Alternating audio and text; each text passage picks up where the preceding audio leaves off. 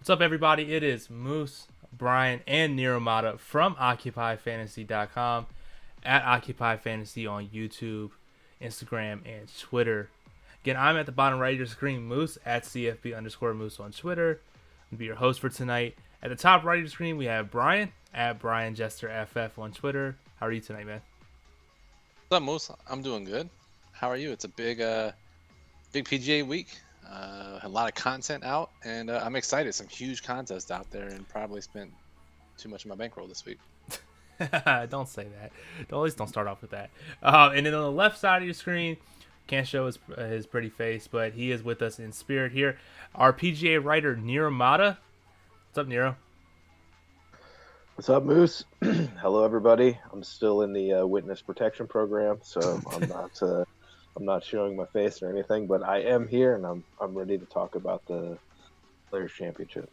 That's awesome. Yeah, glad that you're here. Again, Nero is a top 100 PGA DFS player, so very rarely do you have the ability to pick someone's brain that's that high up in a PGA ranking. What's up, Dot Bets, Ken, Jake, everyone that is here. We're going to be here for about 30 minutes or so breaking down the Players Championship. So if you have any questions, definitely go ahead and ask. Star Wars Dad's in the house as well. Cool, so let's jump into it.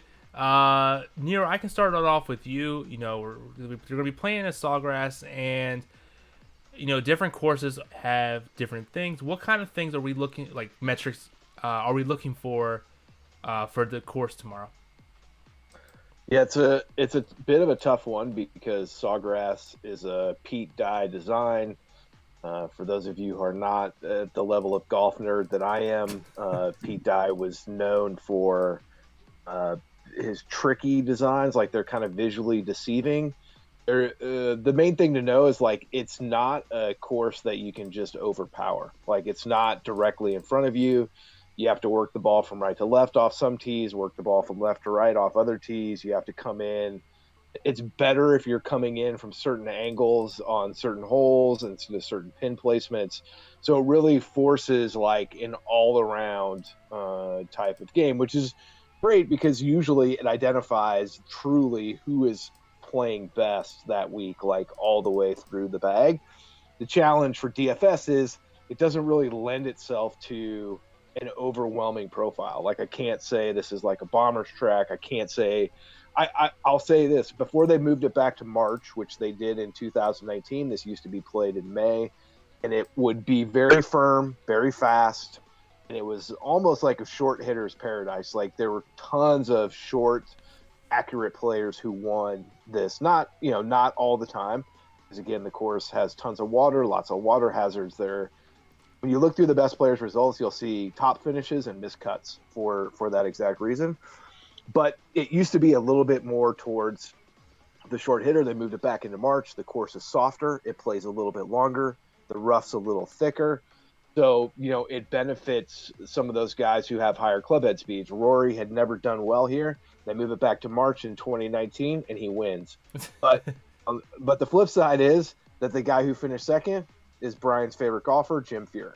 And those two, see, you should have been playing back then in 2019, Brian. You could have, the model would have cleaned up. But Furyk and Rory are polar opposites in terms of golfers, like totally opposite profile. So it really, like I put in the plug, I'm after total driving this week, so that's driving distance plus accuracy. Accuracy has to be part of the equation. Approach shots. Scrambling around the greens. The greens they're not horribly hard to hit, but they're not super easy. There's a lot of mounding around the greens because they built the course to be like the flagship course on the PGA Tour so that spectators could watch. So there's a lot of built up areas around all the greens, which makes some of the pitching and chipping a little trickier. So it helps, it helps those accurate short game type specialist players. And then my last one is anyone that has positive course history. It's generally speaking a course that takes 3, 4, 5 trips around it before you kind of figure out what you need to do, when you need to be conservative, when you can be aggressive. But like Jeff Sherman said on the podcast today, like it is absolutely plays easier in March than it does in May. I think Rory won at 18, 19 under, something like that, like I would expect the winning score to be, somewhere in that neighborhood, somewhere between like 15 and 19 under this week. You're going to have to go under par to make the cut. You're even or over par, you're not making the cut this week. Yeah, definitely. So definitely good insight there, Nero. Brian, do you have anything to add about the course info? I do have the course info section of the Daily Plug here on screen. Is there anything else you want to add to that, Brian? I can't possibly follow that with any detailed insight as to how the course plays. But again, we've seen just based on the podcast we did today, what Nero just said, it is going to be an easier time this time around, and a variety of players can win. So in the line moves, in the model, in the plug, you'll see a different group of golfers, not just one type. You can't say I need X type of golfers for this course. Really, the whole player pool is open. Yeah, and I guess that shows kind of like with the line moves, where if I scroll back up some, and we're going to the Pinnacle Steam Moves section of the plug. I mean, you have double-digit people that have line moves, which is just unheard of for an event like this. Brian, what's your take on that? Yeah, so there's a couple things. One, it is, generally kind of wide open. We see weeks like that. But then also the way the field was priced this week, because it is a major, Pinnacle actually priced up twice as many golfers as they normally do. And it kind of shows that some of on the lower end guys, their prices were inflated.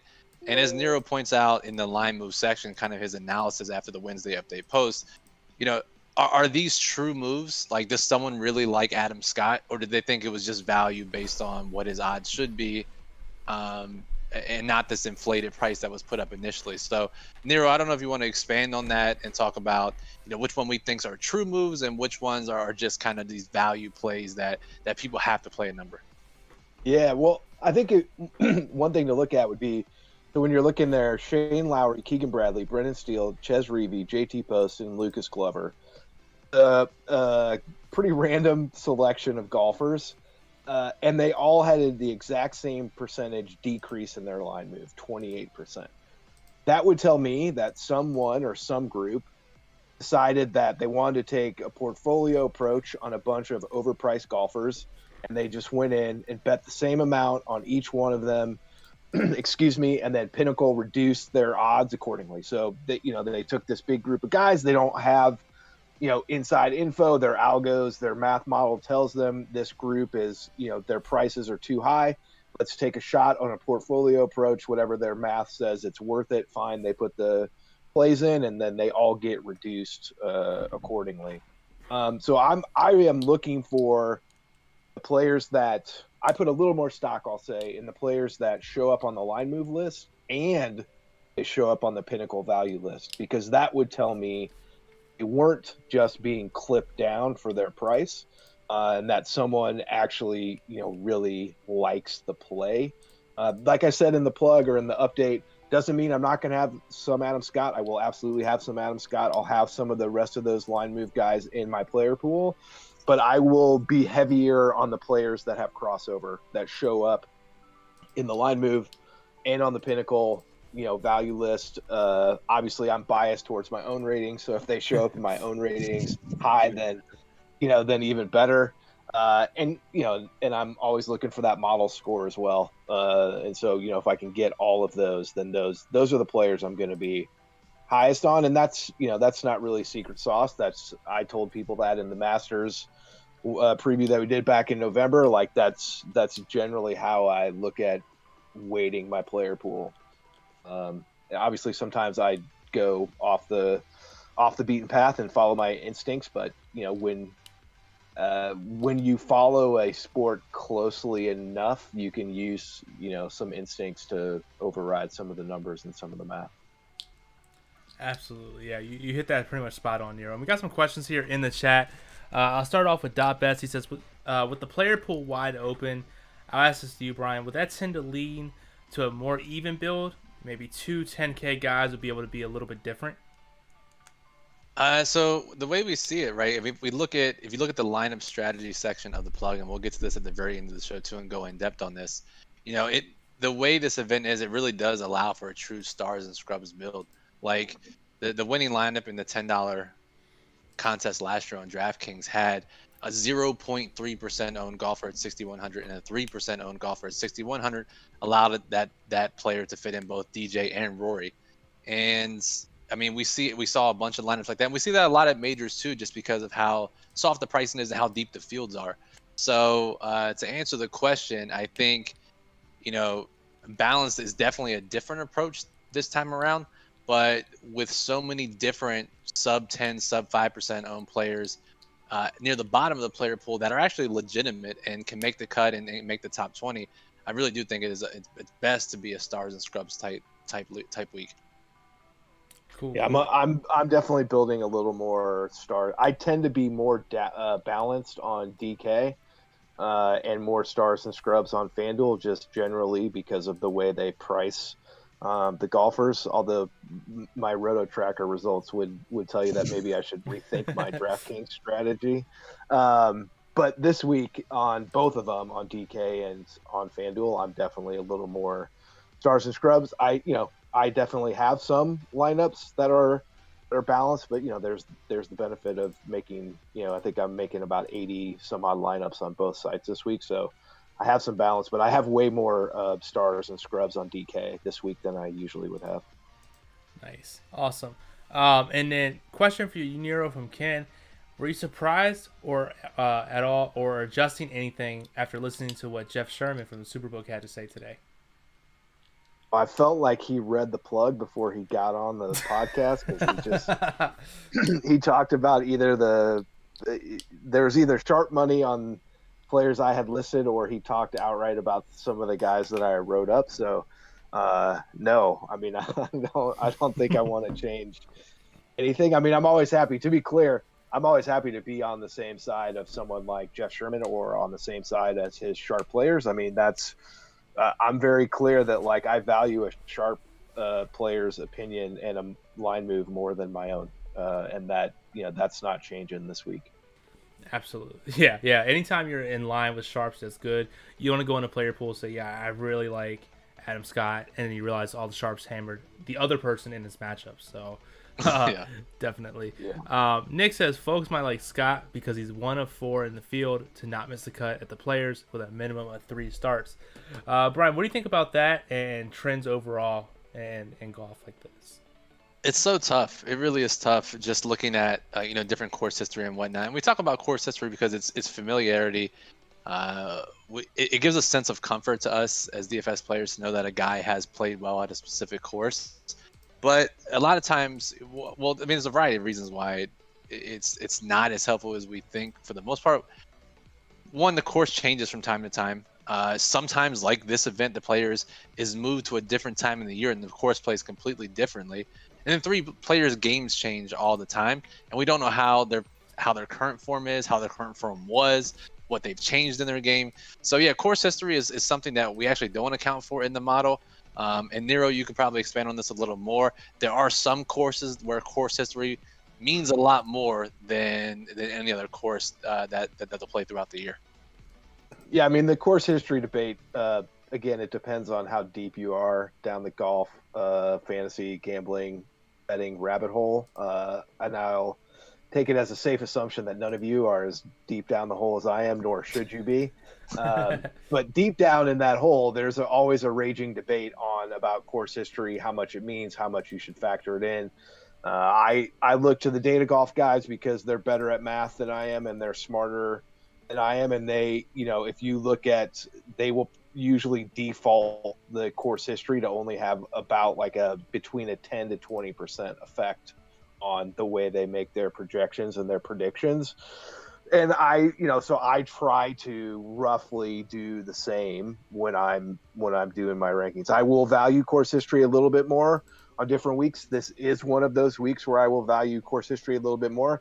But to Brian's point, it is tempered because of the move to the earlier in the calendar, and I'm still not totally sure what this type of sawgrass plays like in relation to the 25 years of data that we have previously when it played in May, and it was almost always firm, fast, baked out, and a tough course to hold fairways and hold greens no matter what type of player you were. So Normally, this is a course where I would look very heavily on course history, but it's a little muted this week because I'm still unsure as to the effect of the calendar move on the tournament. And NIROMADA, real quick, Brandon B in the chat says, Molinari had good course history last week, and look what happened. Yeah, don't talk to me about Molinari. That one hurt. That one hurt almost as much as Louis hurt. But at least Molinari gave me a chance for like 15 minutes, and then he was 4 over through his first 6 holes, and he might as well have just withdrawn like Louis did. Wow, crazy. Yeah, that was definitely dumb. But Brian, I'll switch it back over to you. I know one of the things we'd like to look at when creating our lineups are these trifecta plays, something that pops out in the model, someone that pops out in the plug, and pops out in the betting markets. Were there any of them this week that popped in all as a trifecta play? There was really one, and I guess actually, hold on, I'm looking here. I do want to check Nero's other golfers he likes more than the field. Really, we have two. We have 2 trifecta plays this week. One's gonna make you throw up for sure, and there's memes about playing this golfer in your DFS lineups for sure. The one that's not memed is Tyrrell Hatton, and Nero, I worked on the pronunciation for you. I hope I did it justice. Good Tyrrell job. Hatton, That was impressive. to be fair, I heard Jeff Sherman say it today, and I just parakeeted it and repeated it. So Tyrrell Hatton, written up in the plug, guided line move at Pinnacle, ranks high in the model. And if you read some other capper stuff, he he's a bet by some people's standards. And then the other that meets all of this criteria that Jeff Sherman also talked about today, was one of his favorite plays at the Superbook, is Hideki. And Nero has him as another option he likes in the plug. Line move, model likes him. It's those are 2 guys. If I'm building one lineup, or if you're like me and I'm building 150, those guys are going to be in my core, just because they meet all the really sharp criteria that we look for. Yeah, pretty much hit on spot there. And then Nero, I asked you this question here from Ken. It says, who is the Snedeker of the week, a player you're playing that we shouldn't? Oh man, I love you guys. I do not have Snedeker in my player pool. I'm proud of myself that I think for the last 3 weeks he hasn't been in my player pool, so it might be a personal best of consecutive weeks that he's been excluded. That's a good question. Let me look through my rankings and give you somebody that I Probably Hideki, to be honest. I mean, Hideki's close. As my cousin actually texted me yesterday and was telling me that he thought Hideki or Finau was going to win it, and he was going to bet on that. And I was like, well, those 2 guys, between the 2 of them, have won exactly 0 PGA Tour events since 2017. So good luck with either one of them getting over the finish line. It just means they're due. Is your cousin is he a good bettor, or is she a good bettor? Nah. I mean, I'll say this: better at golf betting than he is at other betting. We'll leave it at that. We'll take it. So, yeah, I mean, Hideki would definitely be on the list. The upside to Hideki is good course history. This course generally rewards strong ball striking. Hideki is probably one of the 5 to 10 best iron players on the planet. It really fits his game. He's 18th and 15th in his last 2 starts, both in Florida. Got, let's see, two top 10. He's got, let's see, he's been here 6 times. He's got 5 top 25s and 2 top 10s and only 1 missed cut. So, wow. He's got great course history. Good course form. You just always wonder about Hideki once he gets close to the lead or gets near the mix. I just get nervous that he's going to implode or do something else. That's why it's unfortunate we couldn't watch him after round 1 last year. Yes, right, because he had the lead. It would have been great theater to watch him play. I'll tell you one person I am playing a little bit that you absolutely should not play, and that's Siwoo Kim. He's like a Pete Dye course specialist. His Pete Dye's courses are played like 4 or 5 times a year. I think they play 4 or 5 tour events on his courses. and Siwoo Kim's record on those courses is ridiculous. And Siwoo Kim shot 80 last Thursday and then withdrew from the event.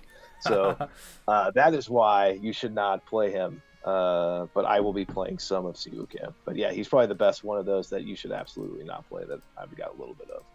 Nice.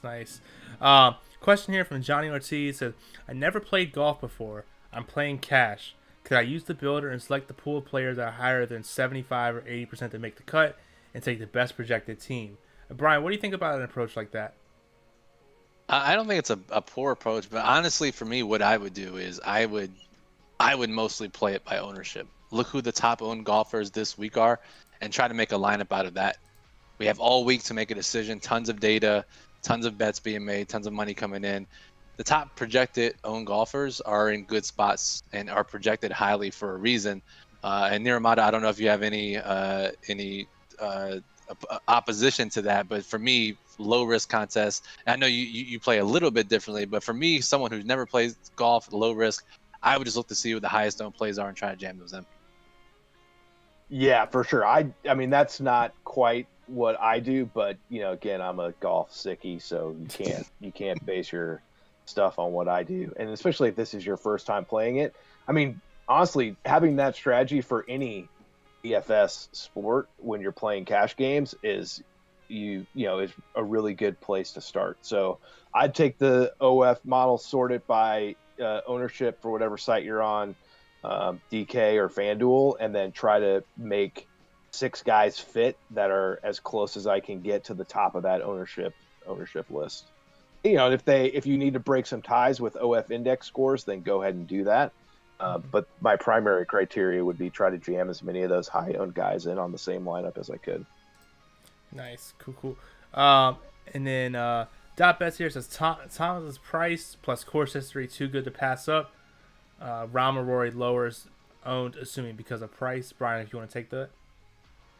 Yeah, I mean, Thomas hit checks a lot of the boxes this week. He's the reason he's on top of the plug. Reason he's number one in the model. And yeah, I mean, Thomas, like NIROMADA points out in the plug, he said he could not find one instance where JT was below 10-5 on DraftKings this year or all of last year.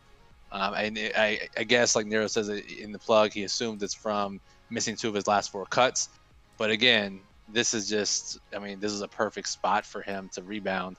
And there's a lot of reasons why he's one of the highest projected on players, 15% on FanDuel, 19% on DraftKings. Nice. So let's jump into some lineup construction advice. I'm going to scroll down here in the plug, scroll all the way far down to the lineup strategy section here. I guess Nero, if you want to take it, or Brian, whoever want to take it, if you just want to kind of talk about some of the lineup strategies that we should be doing for tomorrow's event. I just want to go ahead, Brian. Go ahead. I'll throw you an alley-oop question, Nero. Really easy here. So we talked about the stars and scrubs approach, and I think a lot of people out there will be using the lineup builder at Occupy Fantasy to make some lineups. And a lot of people have questions on exposures and how much of this guy should I have.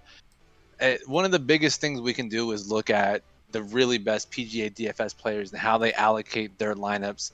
And in the plug, Nero, you wrote about Jet Black X, who is probably the best PGA DFS player. This dude puts in like 50K plus per week. He maxes the 7K entry. Millie, I mean, this guy, he puts a lot of money into play and he knows what he's doing and he wins. And as Nero points out here, he won the $44 Players Championship GPP last year.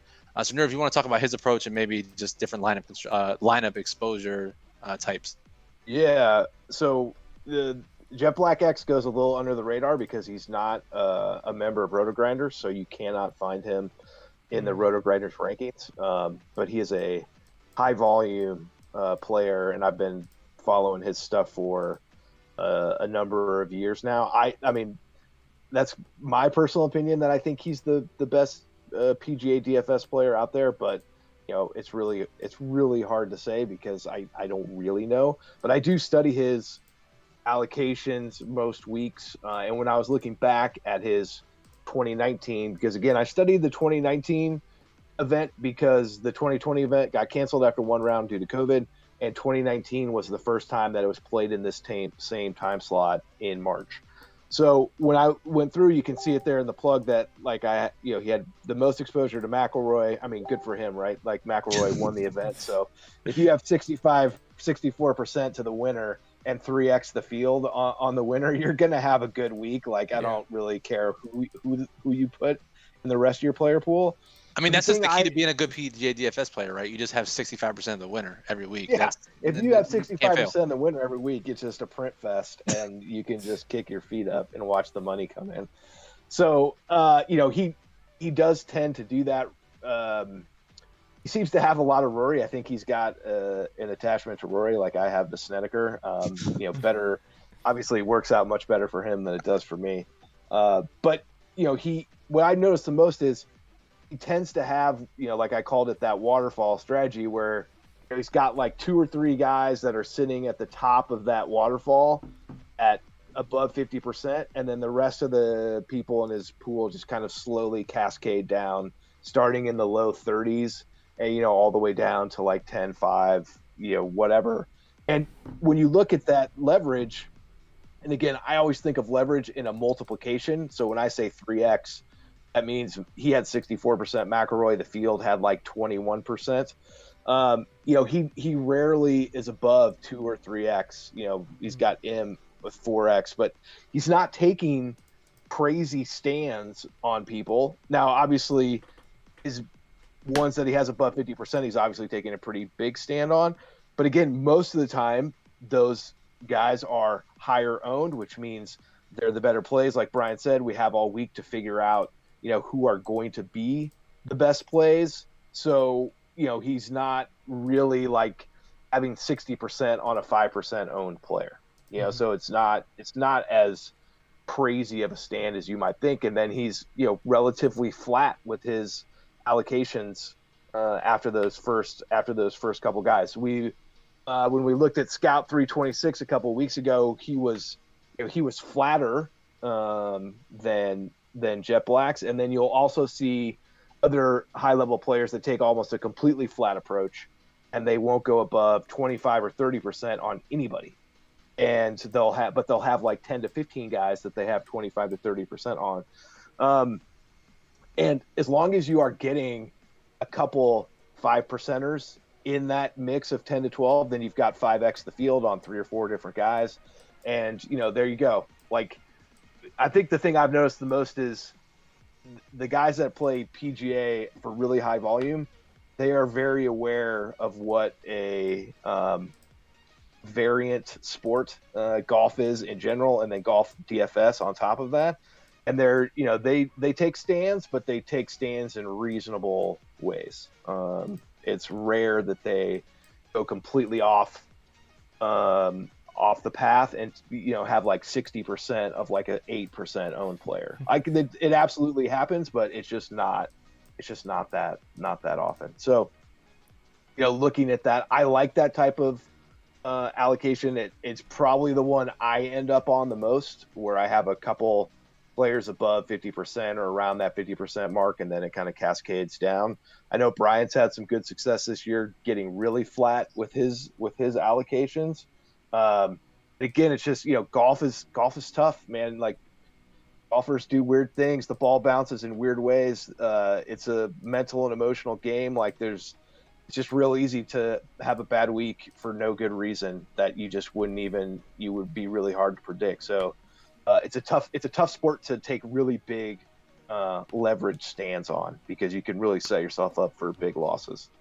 Yeah, I completely agree with you there, Nero. It's very hard to have not just one good day, but to have 4 good days. And if you're overexposed on someone and they crapshoot and go +5 on day 4, that just completely ruins your whole mood. Brian, I'll ask you one last thing. Is there anything else that we haven't talked about, or anything else you want to talk about before we get up out of here? Just to add on to what NIROMADA was saying about these PGA DFS pros, it really is a different game. It's one of the hardest DFS games to crack. I think we've said this on a stream before, that there is a top 10 overall DFS player that many regard as one of the best DFS tournament players in the world. who just strictly doesn't play PGA because this is a family show, so I'm not going to say what he said, but was like, forget that game. I'm never going to play it. I can't crack it. And this is a player that puts in, I mean, lots of dollars and lots of time in investing, figuring out how to play sports. And so to see that and know how hard it is, and to see people like Jet Black X succeed, I mean, we should be following their approaches. And like Nero said, I have had success this year in the flat approach, the 25%. I'm doing that again this week. Just making sure that this is the perfect week for the Occupy lineup approach, the lineup construction that we talk about pretty much every week in the plug, where you have roughly 2 golfers over 15% owned in every lineup, roughly 2 golfers below 5%, and the other 2 golfers in between 5 and 15%. Have that construction for every single lineup, and you have a great balance of golfers that are expected to do well. It's kind of that middle tier, and then 2 lower owned golfers that if they succeed, that's what helps get you to the top of the leaderboard. Yeah. I'll agree with that. That the Occupy construction is definitely the one you want to follow for large field, high risk contests. And to Brian's point, like, it is absolutely the perfect week to do it. The golf course, there's water, I believe, on 14 of the 18 holes. So there's a lot of big numbers out there. It's easy to take penalty strokes. It's easy to blow up and lose your way in the tournament really quick. So it leads to a lot of random type of results. So you've got a super deep field with a lot of really good golfers at cheap prices. You have relatively spread out ownership because the pricing is pretty soft. So that would tell me, like, it's a good week to make sure you're getting those lower owned guys stuffed into your lineups and having that a little bit of a flatter approach. I think it's a great week to combine both of those two things. Awesome. Great insight there, y'all. Now, we got a couple questions here. Excuse me. We're going to go ahead and knock these out. Excuse me again. And then we'll go ahead and take us out of here. Ken says, are there any golfers you hate this week? Maybe guys that are high owned that you're not interested in at all? Nero, if you want to take that one.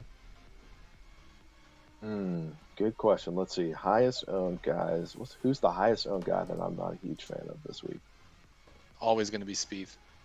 I don't know. I'm starting to come around on Spieth. I don't see Spieth up there that high. I don't, right now I'm probably about 3/4 done with my building. I don't have a ton of Tony Finau. I don't have a great reason for that. But I do not have a ton of him or Webb Simpson right now. I don't love that, but I just, for whatever reason, my building has not landed on those two as much. I don't hate them. I don't know if I find anybody that I really, really don't like. I mean, until I get down until like Jason Day territory at like 10%, like, it's just hard for me to find someone that I really don't like. Yeah. And then we all three can answer this. I think it'd be interesting. Dotbet says, dark horse of the week. Brian, do you have a dark horse of the week? Oh, I have plenty of dark horses. That's my specialty. So I look a guy that's sub 5% owned that's going to be in the winning lineup. We'll use that as our criteria, right? We'll guess a golfer that's going to be 5% or projected less owned on DraftKings, but ends up in the optimal lineup as our prediction. So for me, sorry, I got the model sorted here. 5% or less. Grillo just misses the cut. He's 6%, so I can't even say him. I'm going to say Brendan Steele. Meets a couple criteria that we look for. Has a decent OF index, got a line move. I'll say Brendan Steele. Nero, do you have one? Make sure he's sub 5%. Yes, he is sub 5%. Christian Zwadenhout. Did you catch that one, Brian? Zwadenhout is how you actually say his last name. Okay, so you're telling me, not asking me, right? Because I don't know. Nice. Yeah. So I think he's got a great shot. He's a young player from South Africa who probably will be South Africa's next great player in the next couple of years. And he played well here last year. He's in good form. He plays well in Florida. I think he's got a good shot to play really well this week. Nice. And in mine, because I have no golf knowledge, I just picked from the model. I'm gonna go Hendrik Norlander because why not? What a track. Where's Ed in the chat? Ed in the chat? Yeah, I hope that I hope he's in the chat here. All right, let's knock these last couple ones out. Nick says I only have one ticket to the million. I've been tinkering nonstop. That's gotta be the worst. Joe, Real quick, Nick. My advice to you: 2 guys 15% or more, 2 guys in between, 2 guys 5% or less. Whatever sources you use to pick your players on a normal week, try to find sources that match up for players in those at each ownership range, and just play those guys. Yep.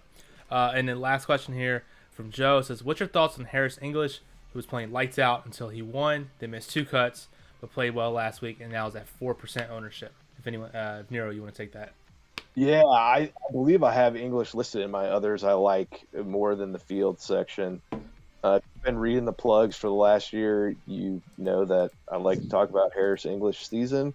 And, I'm a pretty big fan of his. Again, this is the weird stuff about golf. Like, guys win a tournament, they get a little complacent. They don't have the kind of fire and focus to grind and play really hard. And it's really natural for them, especially in someone like English's case, who'd been not winning for a long time. He finally achieves that goal. It's just natural to have a little bit of a letdown. So, he had that letdown. He played much better last week. I'm trying to see it. I think he finished in the top 30 somewhere last week. Maybe. Yeah, 26th last week. And his ball striking was better. So, let's go back. If you go back to January 10th Tournament of Champions and go backwards on his finishes. 1st, 5th, 6th, 28th, 10th, missed cut, 4th at the U.S. Open back in September. Like, do you really think in 2 months Harris English is that different of a player from that same guy who had all those high finishes? He's probably not that good, but he's not as bad as he was during those couple weeks after he won that tournament. So I think having a nice chunk of English, and again, you don't have to go crazy because he's going to be 5% or less. You get 15% of him in your field, in your player pool, and you got 3x the field on him. So I think he's a good leverage spot this week for high risk stuff. Awesome. And then if anyone else has any objections, I'm gonna go ahead and take us out of here. It's been a little bit over past our 30-minute scheduled time, but I appreciate everyone here joining. Again, I'm Moose, Brian, and NIROMADA, all from OccupyFantasy.com. Thank you all again for joining. If you like what you saw, hit that like, subscribe, and bell notification. If you want to go ahead and join the Discord server, if you're not already, you can hit join through the YouTube membership and then be able to sync your Discord account up.